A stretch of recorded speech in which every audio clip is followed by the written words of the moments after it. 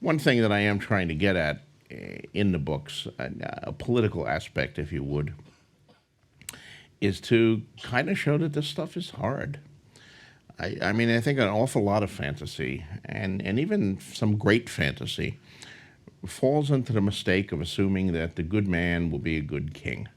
That is, all that is necessary is to be like a decent human being, and then when you're king, of course, everything will go swimmingly. And even Tolkien, who is I think my respect for Tolkien is second to none, and all modern fantasy flows from Tolkien. But there's an unspoken assumption in his books there that, Return of the King, Aragorn is the king now. Everything will be hunky dory. The land will prosper and it'll be wonderful, and the crops will be good, and there will be justice for all, and the enemies will be defeated. And you never actually get into the nitty gritty of Aragorn ruling, and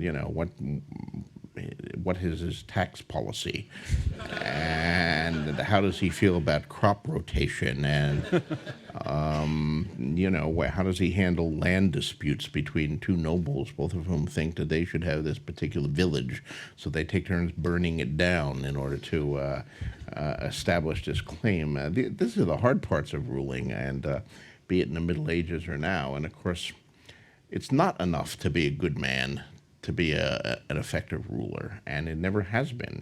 If it has been, Jimmy Carter would be the greatest president of the 20th century. I mean, he's clearly, I think, the best human being to be president in my lifetime, but he was not a particularly effective president for all his decency and his humanity and his compassion and his undoubted intelligence. I mean, the man was a nuclear engineer in a Navy, but nonetheless, he failed at it. And there are some examples of medieval kings in history who were terrible human beings, but they were nonetheless very good kings for their country. So it's complicated and it's hard. And I wanted to show not just with the women, but you see in my books repeated examples of both kings and the hand of the king, the prime minister, if you would, trying to rule, and whether it be Ned Stark or Tyrion Lannister or Tywin Lannister or Daenerys Targaryen in the latest book, Cersei Lannister in the book before that, and trying to deal with some of the real challenges that affect anyone trying to rule the Seven Kingdoms or even a city like Meereen. And it's hard.